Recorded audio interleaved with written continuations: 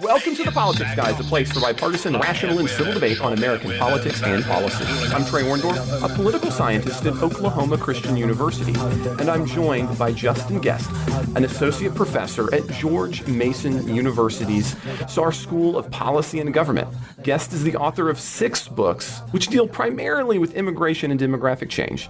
Today, he is joining me on the show to discuss his most recent work, Majority Minority, which is releasing here on March 22nd from Oxford University Press. Welcome to The Politics Guys, and thanks for joining us, Justin. It's a pleasure, Trey. Thanks for having me over. Well, we always love to get work, and I'll be honest, I am a nerd, and so I love to get books before they come out and then pretend like there was something cool about it.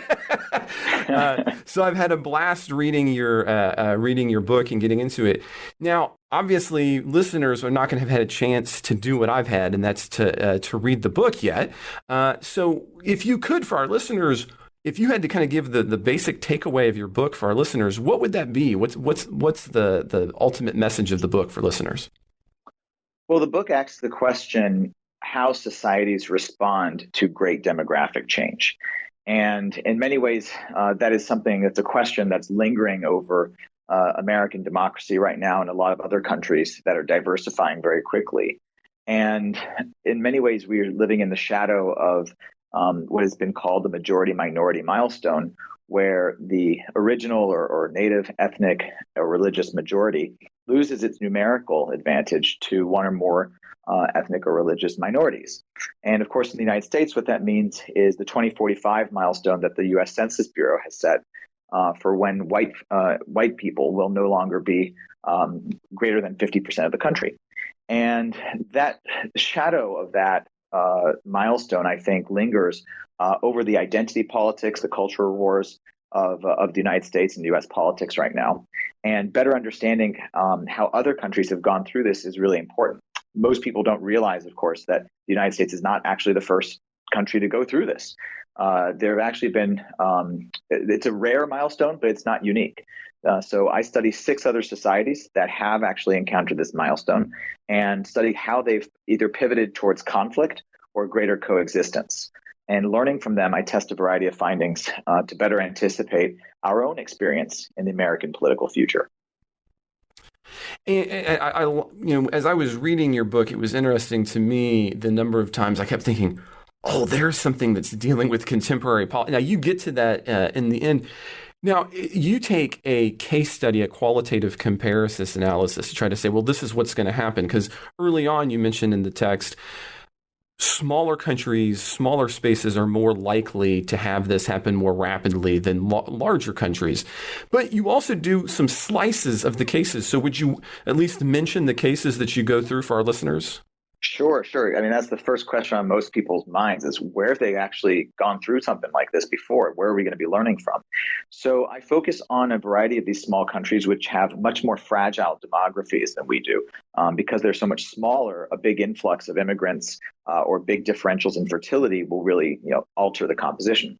So I focus on 2 countries that are characterized by what I call suppression, where the majority decides to suppress the minority and basically exclude them or discriminate against them in the course of public policy making.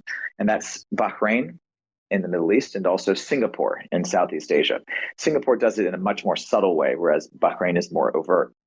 And then I focus on 2 other countries that are democracies, but are deeply divided and subject to almost like eternal seeming tensions around their politics and social lives.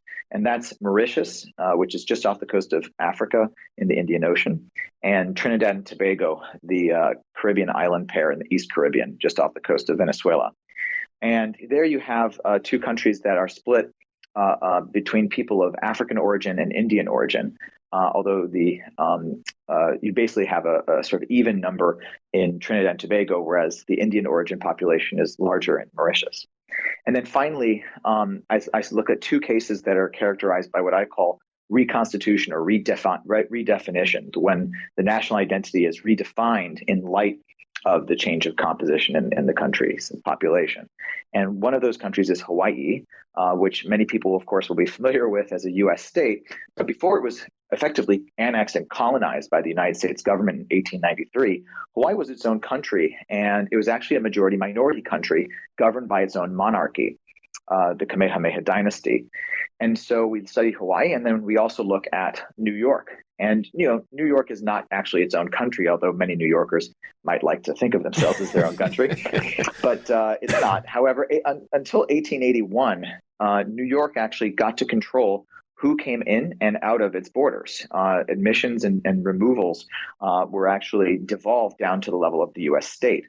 And so until U.S. policy was federalized in 1881, New York had the ability to do that. So it acted like a sovereign state from an immigration and population control perspective. So those are the six countries, and I'm happy to double click on any of those that you find interesting. Each of them has their own really interesting story.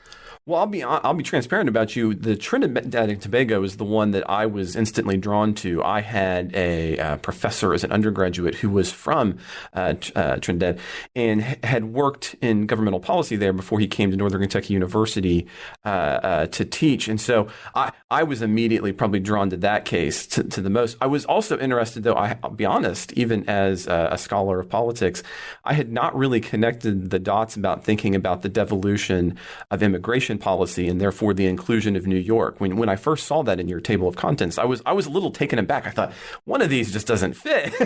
Yep. But no, those were the ones for me that I was kind of immediately getting into.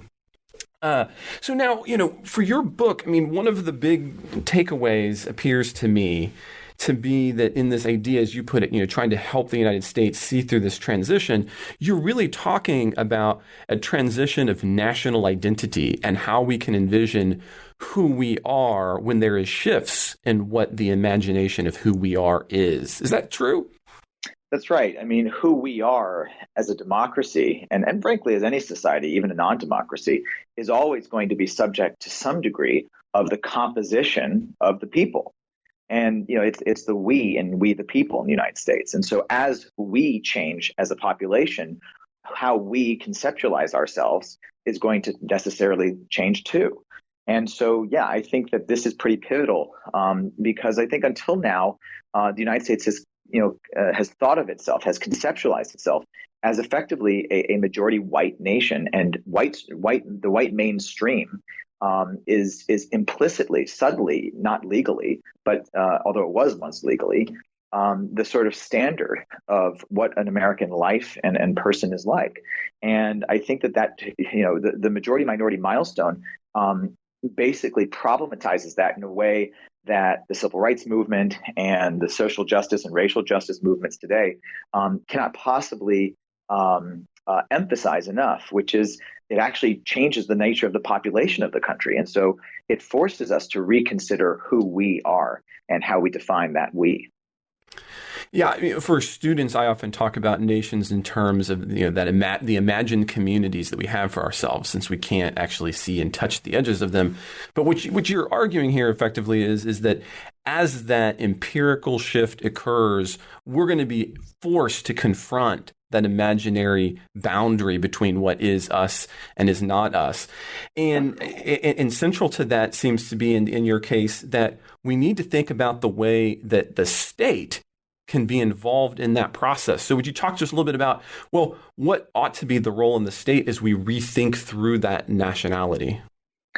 Well, the state is pivotal. But before we even get into the state trait, I think it's also worth emphasizing how maybe counterintuitive it is to focus on the state. Because up until now, when we think about how we grapple with demographic change, almost everyone's going to point you to prejudiced attitudes and social attitudes, right? And they're going to point to the toxicity of racism and double standards and implicit bias. And they're going to say only with the eradication of those things are we going to actually be able to make social progress. But what this book is doing is actually saying, yes, obviously those things are toxic and they are problematic. But if we're going to wait around until they're eradicated, you'll be waiting a really long time. So progress is going to have to come in some other way. And when we look at how other societies have been governed, we see actually pathways towards conflict or away from conflict and towards coexistence. And there are five principal pivots that really push us towards greater inclusion or greater exclusion of minority groups or other subgroups. And so the first one has to do with ideology. What is a national ideology? What holds us together? In the United States, you might think of capitalism, you might think of the American dream. There's certainly a variety, but what is that? In other countries, it might be socialism or some kind of authoritarian ideology. But whatever it is, it's an ideology that can either bring people together or push us apart. Second, we look at commerce. Commerce can either bring us together or push us apart. Is our commercial system, our economic system, is it subject to racialized poverty? Do we have segmented labor markets where certain ethnic groups are only allowed into certain trades and forms of labor? Or actually, is it much more desegregated? Is it something where everyone can enter and become interdependent with one another in the marketplace? Third, you can think about culture. So you can think about sports, the arts, music, cuisine, food and literature. These are things that bring people together in a very non-political way that give us a sense of what an American is. Football, Thanksgiving, hip hop music. All of these things are uniquely American that bring people together. But they can also shred people and tear us apart. You think about the controversies over Confederate monuments or the controversies over Colin Kaepernick taking a knee before NFL football games when the national anthem was being played. Fourth, the fourth pivot, it relates to the socialization of children. So you think about how we educate young people in schools. Do they go to diverse schools or are they segregated by race or religion or even partisanship?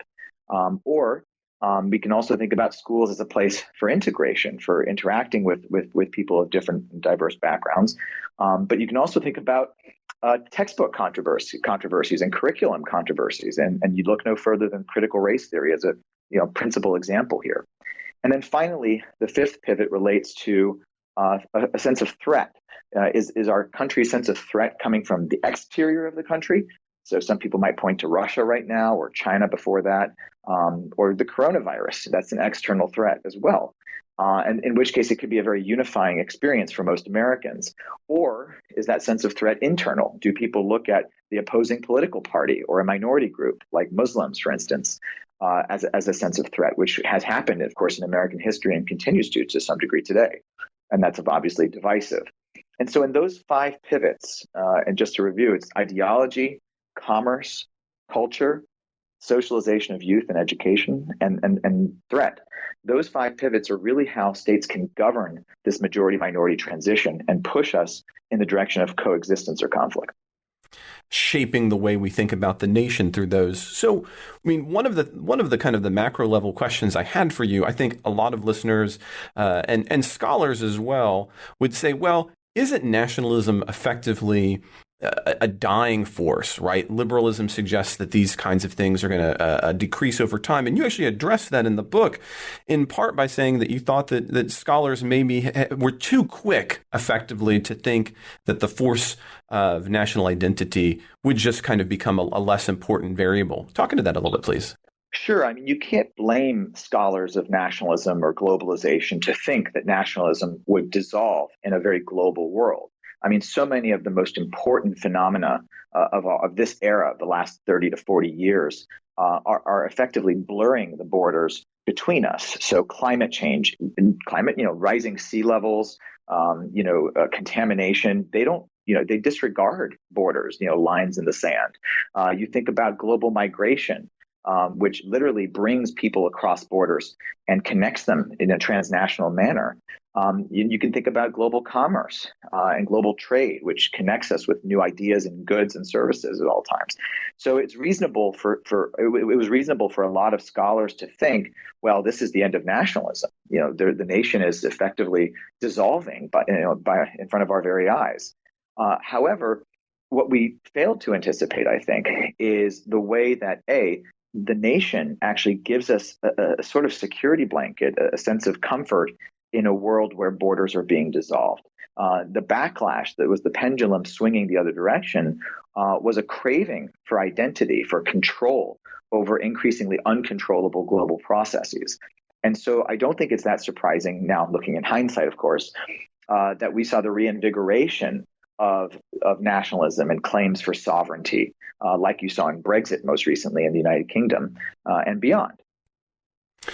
So now, you talk about the five pivotal moments, and you talk about that surprising idea that maybe state policy can be the shift and the change for countries that have a better experience with this versus a worse experience. Matter of fact, you use a path analysis, kind of a way of analyzing at what juncture these choices are going to happen. But I think for a lot of our listeners at kind of a higher level, and I was curious about this as well, you talk about one of the things that we have that has to happen at that state level is that leaders have been, in your words, failing to evolve the concept of their respective nations. And you don't want to just put that blame on liberal institutions, i.e. democracy, because you think that we can kind of overcome that. I had wondered all the way through about this. You come back a time and again about how we're going to have states to make to speak into these pivotal change movements. But what's going to get us beyond what you call the frayed political relations that we oftentimes see in liberal democracy? Yeah, it's going to be an enormous challenge, Trey. You mentioned Benedict Anderson's, the constructed nature of nations as imagined communities. But in many ways, just as nations were once invented, it is our responsibility now to reinvent the nation as our composition of our population changes. And that is really the challenge before not just the state. I don't want to make it seem as if, everything relies on the state. Government is not the solution for everything, and it won't be here either. The state is simply, has the convening power and in many cases the bully pulpit to actually model the changes that you want to see in the world. But this isn't going to take one leader. It's really going to take a million leaders. It's going to take a variety of people who lead organizations, who lead companies, and who lead government to recognize that it is in a universal interest to create a sort of criterion that asks before every act we do, is what I'm about to pursue going to bring people together, or is it going to drive people apart? Is what we are about to do going to reinforce the social boundaries that split us, or is it going to actually dissolve those social boundaries and lower them? And I think that that is the principal question that all of us must be asking in the course of our lives and our both professionally, socially, and civically going forward. Democracy and bias and prejudiced attitudes. These are structures of American society, if we're speaking just about the United States right now. And so that is effectively the turf on which change has to take place. It doesn't do us much good lamenting about, the troubles with democracy and the troubles with public attitudes. I don't think that we should assume that this, that change is going to have to, that those things are going to have to precede the change that we need to effectively put into play here.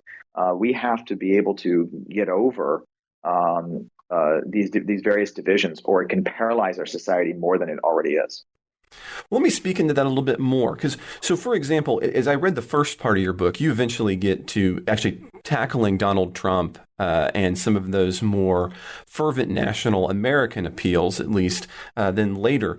But I kept kind of coming back and wondering, given the fact that if we accept your premise that in the short term, not necessarily bringing the larger, as you were saying right here in the show, we need to think, does this action bring us together or divide us apart? But it seems that in the short run, the dividing us apart has some profound political advantages. The ability, again, I look to Donald Trump. I remember him being at the Ocean Center in Central Florida talking about his big, beautiful wall that was going to keep out the Mexicans. And I think even about today here in the state of Oklahoma, where we have very different views of who ought to be considered part of us from our own senators here in Oklahoma. How do we overcome those short-term advantages that you clearly lay out for the longer-term benefits that you get to at the end of the book? So politicians and other public officials are inside of democracies are often motivated by short-term electoral thinking. They want to win now, and in a democracy, you're looking for ways to divide society in a way that yields you, the elected official, a majority. And up until recently, those the ways to divide people were largely on policy preferences. But what we're increasingly seeing is a more racialized form of politics, where because of the prominence of identity politics, the two sides see each other as mutually existential threats. And the short-term advantages in this identity politics context is not to divide people on policy preferences, but to divide people along identity lines. So whether or not they're a racial or an ethnic minority, it has grown in salience beyond just sort of standard public policy attitudes about markets or healthcare or climate change. And of course, those same policy views have now intersected in a way and sort of been mapped onto identity politics as well. And so that's unhealthy for any country, because what happens when you have identity politics is that each group is less willing to lose and more willing to break the rules in order to win. And of course, things only devolve and spiral downwards. The long-term thinking is going to have to come from some kind of visionary leadership, but also a commitment to the social goal of coexistence and social cohesion. And so much in the way I think that governments and companies and civil society organizations have devoted themselves to environmental sustainability over the last 20 to 30 years, we need to devote ourselves to that coexistence, to that national unity framework. Right now, all these organizations regularly ask themselves, what is the effect of my actions on the climate, on the environment? And we need to ask ourselves the same question, though, as it relates to the social fabric of the country. I liked that connection. On the one hand, I was reading in the book, and you make that connection to climate change in the text itself. But at the same time, a cynical part of me said, well, I mean, of course we do that, but have we actually had the meaningful kind of climate conversation that we need to have to mitigate the effects? And I think a lot of scholars would say no. So if that is the case, do you really think those would then work in this area? Even if for the existential threat of existence, they don't always work, can they work for this kind of threat that may in a different way not seem nearly as grave as even climate change? Well, I would like to think that Americans have noticed just how shredded our social fabric has become, just how frayed it's become, much in the way they've noticed that the desertification of certain forests or rising sea levels or intensifying tropical storms. So I do think that there is evidence of a fraying social fabric and a weakening democracy that should be alerting people to what they can do. But I also think that looking at climate change and the progress or lack thereof is really a glass half empty, half full situation. I mean, great progress has been made on mitigating the effects of climate change. It may not be happening fast enough to actually achieve the goals, and it certainly isn't, in my opinion, but I'm not a climate change scholar. Mm-hmm. But I do think that it's incontrovertible that the world, particularly the industrialized world, has galvanized itself to do what it can to mitigate the deleterious effects on climate change. So I think that, I think it is a good example, even if it has shortcomings, of a society reorienting itself to establish sustainability as a criterion for how we run things. It's unfortunate that it hasn't been established widely enough, but that doesn't mean the criterion itself isn't working. Okay, fair. Now, I want to take a look at one of your cases. Obviously, we can't look at all of your cases, but so that we can apply it to the United States. But I do want to take a look at Trinidad and Tobago, because that for me is kind of a particularly unique one, where you're focusing on the Carnival as being one of the differentiations in your chapter on massed conflict. And talk through that the Trinidad case study for listeners, so they have a taste of what one of your case studies was like. Sure. So, Trinidad and Tobago was historically a British colony. Before that, it was also governed at some points by the French and the Spaniards. But as a British colony, it was a sugar colony. It was growing sugar, as much of the Commonwealth was in the 18th and even 19th centuries.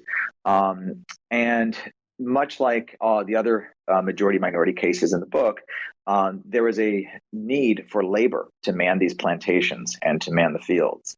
And so initially, that labor was coming from African slaves.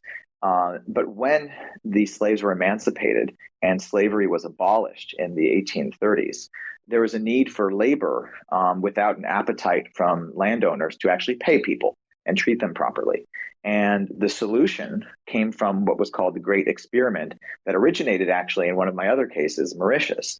And that Great Experiment was an experiment with indentured servitude.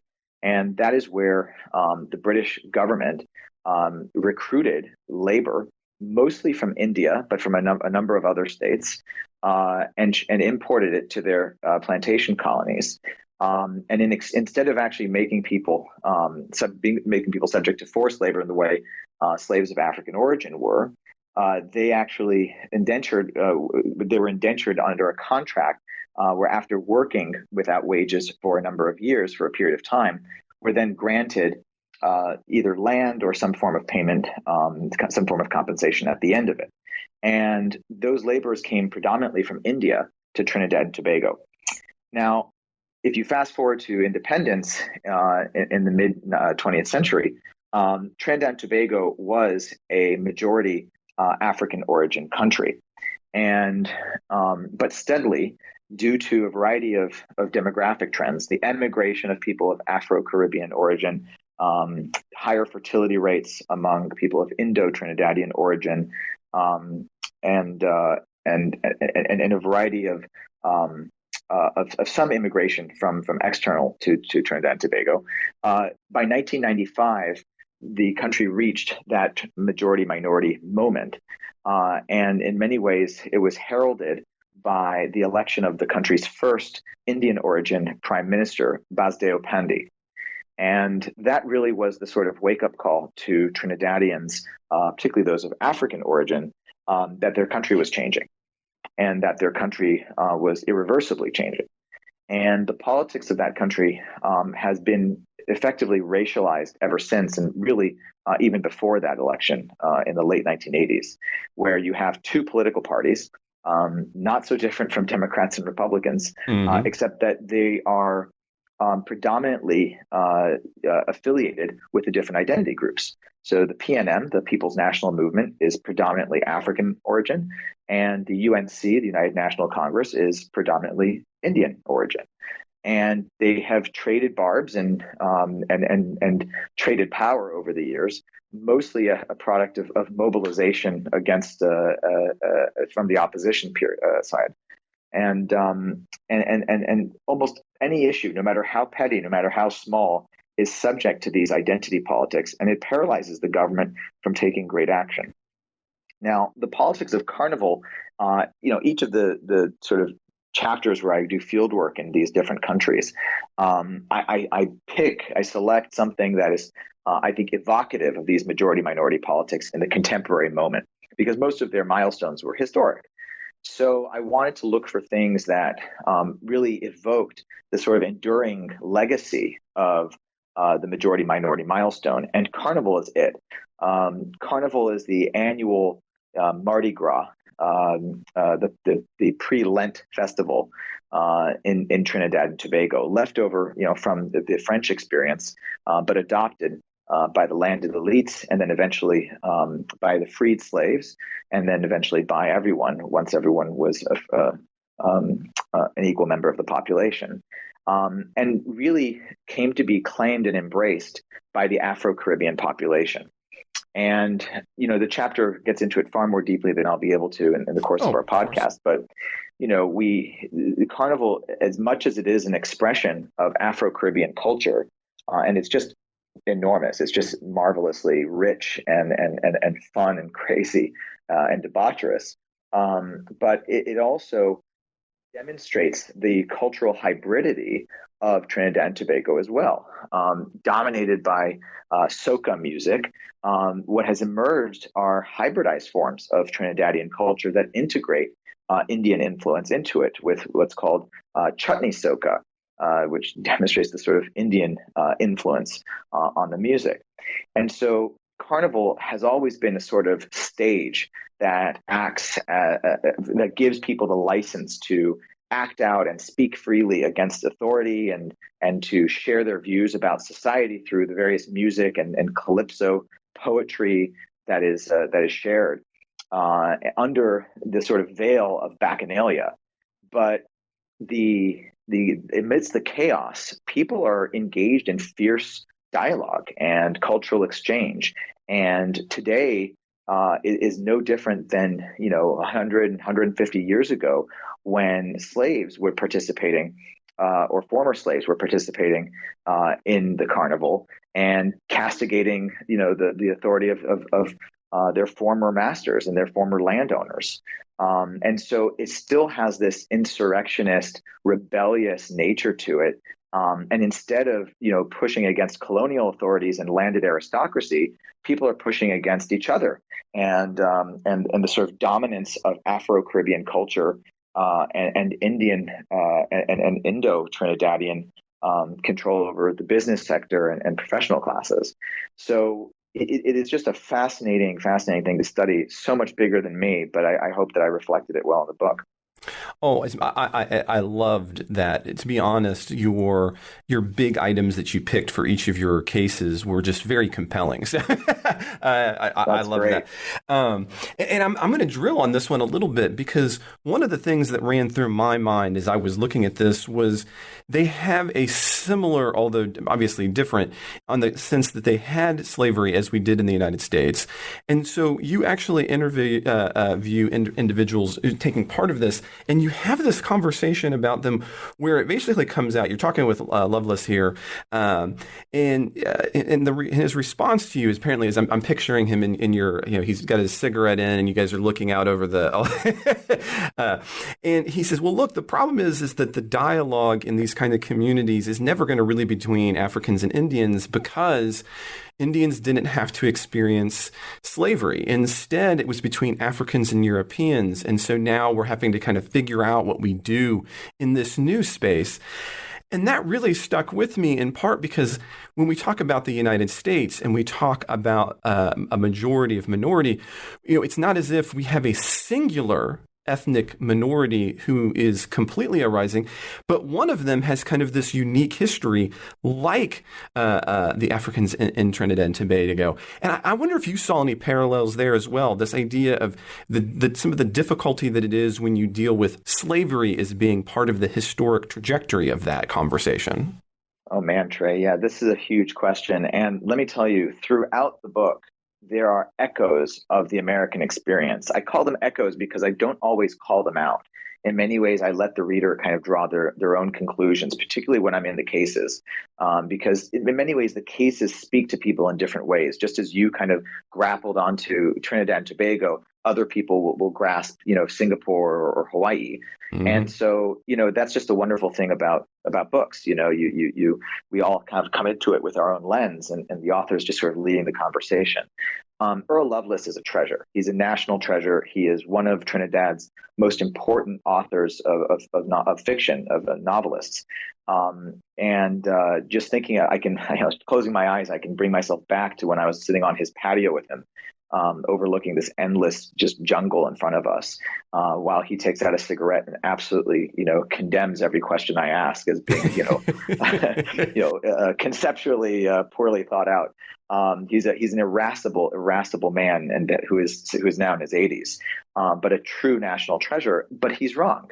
He's wrong to say that Indians, or by that he means Indo-Trinidadians, exactly, could not possibly engage in the dialogue that the Afro-Caribbean community is having, because their dialogue, their business, is with with British colonialism. Because what's so wrong about that is that, yes, the experience of slaves of African origin was uniquely theirs, no question about it. But that doesn't mean that there's no way that Indians could relate. They had rebellions against the British colonists. They were put down. They were in forced labor, and they were exploited. Was it the exact same way? No, of course not. But it was a way. It is an entree, a gateway point where, in another world, Earl Lovelace could be linking arms with the Indians in their Mm-hmm. experience in indenture, and saying, look, the struggle wasn't the same, but it was struggle. And in many ways, I think that propensity to think that each of us is sort of uniquely vulnerable, it actually infects American politics too. You know, again, that's not to say that one minority group, whether you're Black or Latino or Asian American, that's not to say that what they have gone through is somehow not unique or somehow any more, creates any more vulnerability than the other. The problem is that we're even having that debate at all. Why are we having these debates about who is more vulnerable, about who has had it worse? There is never a winner. And Yeah. instead, everyone loses because we talk past each other. And Earl Lovelace, bless his soul, is subject to the same errors, I think. And as a result, Trinidad suffers. As a result, the social fabric of Trinidad frays. And so in the United States, we're part of the same kind of conversation. And it's not just between our minorities. There are a lot of white working class people who feel like their struggle, like their vulnerabilities are ignored. And again, that's not to suggest that there's some kind of equivalency, but the debate over whether there is equivalency is just completely unproductive. It doesn't bring us together. It only divides us apart. And this really connects with my earlier book, The New Minority, which is all about white working class politics and their feelings of marginality, the quintessential insider feeling like they're somehow on the outside. Yes, because of developments. Now, I'll be honest, I have not read that one. I've read some of your other books. So now you got me something else in my reading queue, which is, we always need. But I want to continue down this line just a little bit longer because you hit on two parts of what I was thinking here. One is that a lot of your book is focused, I would say, and correct me if I'm wrong, but I'm going to make this claim. It seems to be focused on how does the former majority transition properly when we have this demographic change occurring while they're kind of sharing and then co-sharing control with the state.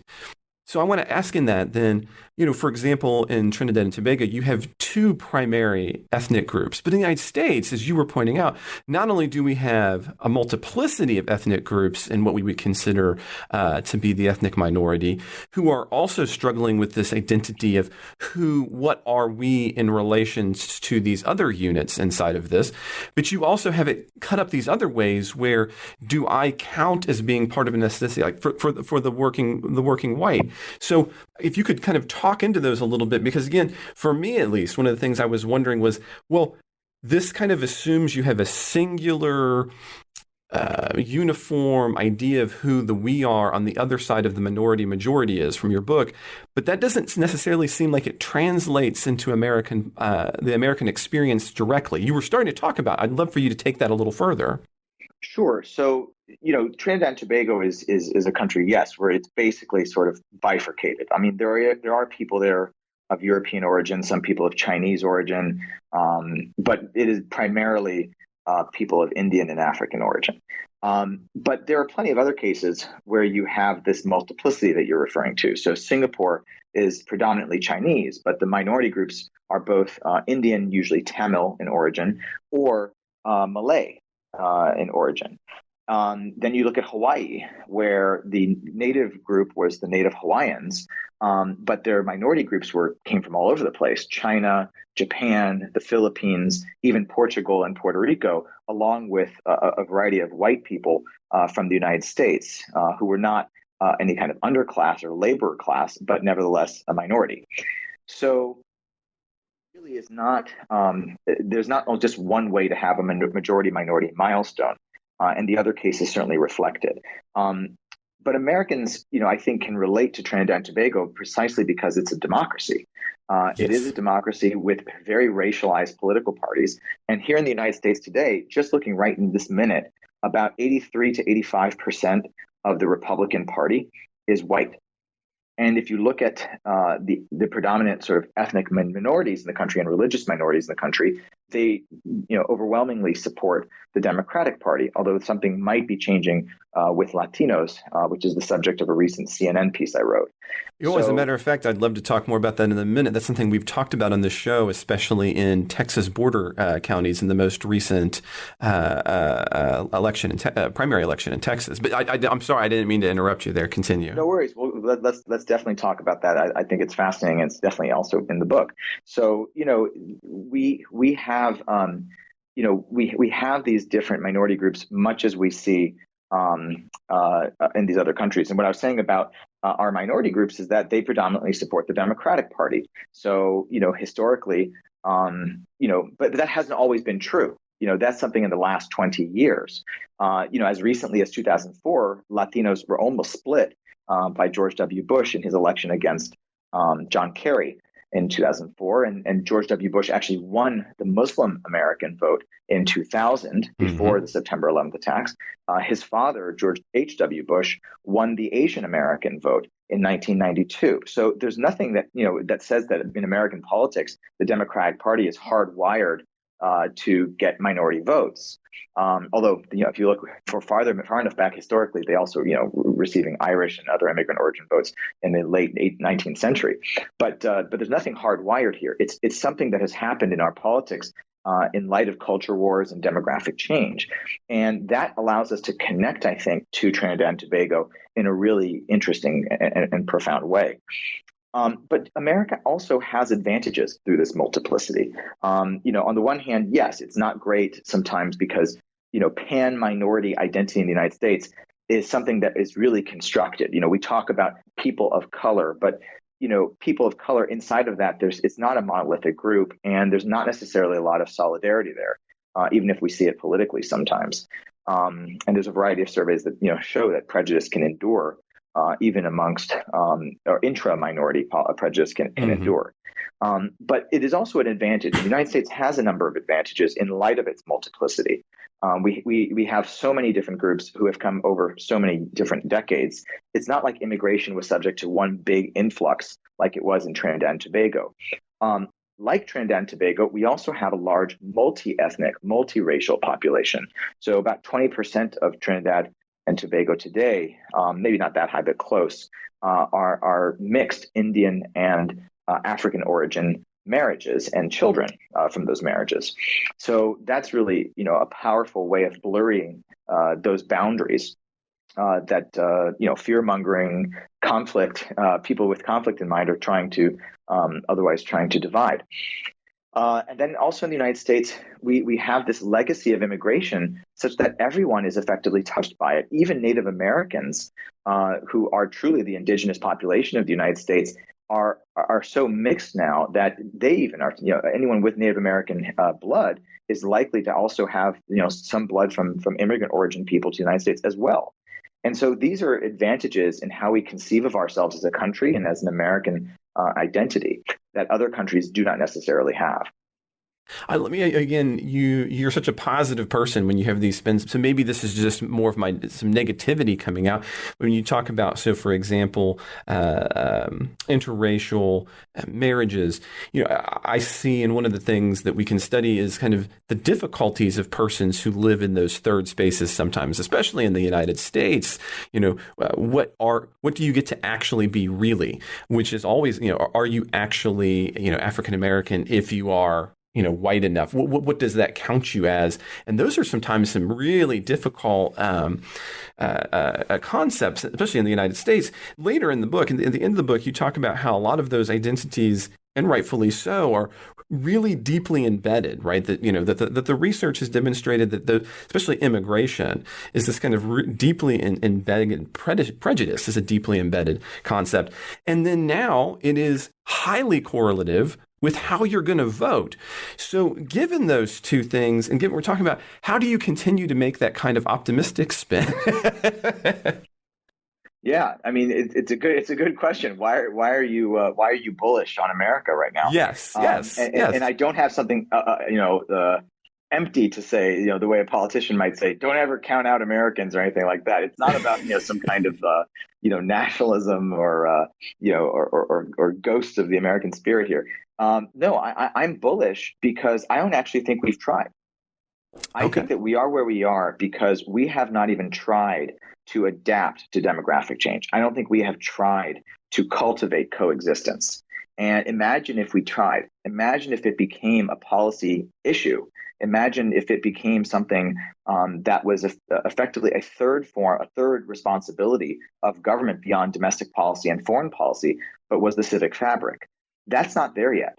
And so, in many ways, what my book is doing is challenging our country and others that diversify like it to actually, take the bull by the horns here, and to try to leverage the advantages we have as this multi-ethnic country with an immigrant history that is actively intermarrying and producing children of mixed heritage backgrounds, to actually use those advantages to create and craft a national identity, a sense of we, that is not contingent on your race, ethnicity, or religion, but actually civic in nature. So here's going to be my question then. As we get, as you come to the end of the book, you talk about the American prospect. You have a whole section on it, and you talk about us being at this critical juncture. And you write these words. You say a far worse scenario in the United States would be if social division drives Americans to embrace illiberal forms of governance that seek to undemocratically entrench the dominance of one population subgroup.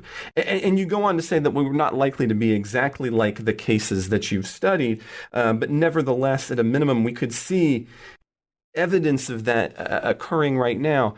I wonder, in the wake of there being kind of an early and some quarter support for regimes like Russia, even in the face of their invasion of the Ukraine in the United States, do you see any of that there? Or what will be the key that says, okay, we've actually tried, and therefore we're not necessarily on that particular path that you're projecting there as the worst case scenario? Make no mistake, we are at a crossroads. There are countervailing forces in the United States right now, some that are trying to preserve the predominance of the historic majority group, and others that are trying to integrate that group into a shared future. And the question is, who will win? The forces of preservation are those that are leaning on more liberal forms of government. The push to invalidate votes and suppress voting, the push to gerrymander districts so that they're predictable and make many people's votes effectively obsolete. A variety of Supreme Court cases that are also marginalizing and in some cases disenfranchising. These are the contortions of societies that are trying to preserve the power of a group that is in population decline. And the problem is that they ring not only illiberal, but in some cases even authoritarian in nature. And of course, one only needs to think back to the January 6th rebellion and the way the Republican Party right now is consumed by its denial of the 2020 results. And so this is one set of countervailing factors. So we need to be conscious that the United States is at this pivot point. It is facing this crossroads. And as much as you might see or hear echoes of the United States in anyone's reading of the 6 cases, for good reasons, you also might see the United States actions in those of others in the worst possible light. In the way that that Trinidad gerrymanders its districts and argues over who should be immigrating, in the way that that Creoles, African Creoles in Mauritius, are marginalized into racially segregated ghettos and racialized poverty. In the way that Hawaiians were consumed with a sort of affirmative action, but for Native Hawaiians in the era of its majority-minority milestone. We see nativism, we see xenophobia, we see exclusivity in every one of the cases that I studied. But we also see a propensity, at least the opportunity for coexistence in each of the 6. And I think that in looking at these six case studies, I hope that people see a reflection of America in all of its goodness and also in all of its troubles. Now, I know we don't have a lot of time left, so I've got two last questions for you, Justin. And the first one is, we do have a lot of listeners who may or may not agree with the underlying normative assumption of your book. And I know as a researcher, we oftentimes put to one side we have our empiricism, and then we kind of have our underlying normative value that gives rise to why we study what we study. And in part, you argue about, at the end of the book, the value, why you ought to value differences. And obviously, that is kind of undergirding all of why you're doing this research. So for those who might be kind of on the cusp and saying, okay, one more leftist telling me I ought to value difference, make that normative case for why we ought to value difference, in your opinion. Oh, I actually don't think it's a normative perspective. So I don't necessarily come into the book that way. And I'm not sure I would even characterize the book as leftist at all. No, quite the opposite. I think that there is that valuing ethnic and religious difference, valuing diversity, is actually as nationalist as it gets. I think it is in our national interest to do this. And that's not because I thought this before I wrote the book. It's because I thought this after I wrote the book. Okay. We have to frame the diversification of the country and our diversity as a virtue. I think that we have to, recognize that if we don't do these things, if we don't find ways to coexist, that we are actually threatening the sustainability, the survival of our nation. Okay, I'm glad that I asked that question. Then that's not what I thought your answer would be. So I want to finish with this. I always, when I have researchers on, I always want to ask them, look, if all of a sudden we snapped our fingers, and you're the president of the United States, or your part, you were in control of the party, and your party controls Congress, what would be here's what I would want to get done to make this the best outcome at the end of my 4 years, or my 2 years, or my 6 years? Because there are so many tactics that one could use, I won't get into all the various kind of ideas I've schemed up in my head over the last few years. And besides, reading Sun Tzu and The Art of War, we all know that tactics without strategy is the noise before defeat. So we need strategy, and the strategy is that the criterion that I mentioned earlier in our exchange here today, Trey. So it's really about asking ourselves as government, right? But also, as I said, as businesses, as civil society, as families, is what I'm about to do, the acts that I am pursuing, is it going to bring people together or drive them apart? Is it going to reinforce the boundaries between us, or is it actually going to dissolve them? And I think that if we apply that criteria to every government action, we will actually see an improvement in the way we are run. And, for more on this, very nationalist perspective that I mentioned earlier, I would point your listeners to an op-ed that I published actually just recently with the Washington Post that asks how the left in particular can leverage nationalism, because we see it so commonly on the right of American politics, but there's actually a leftist case as well.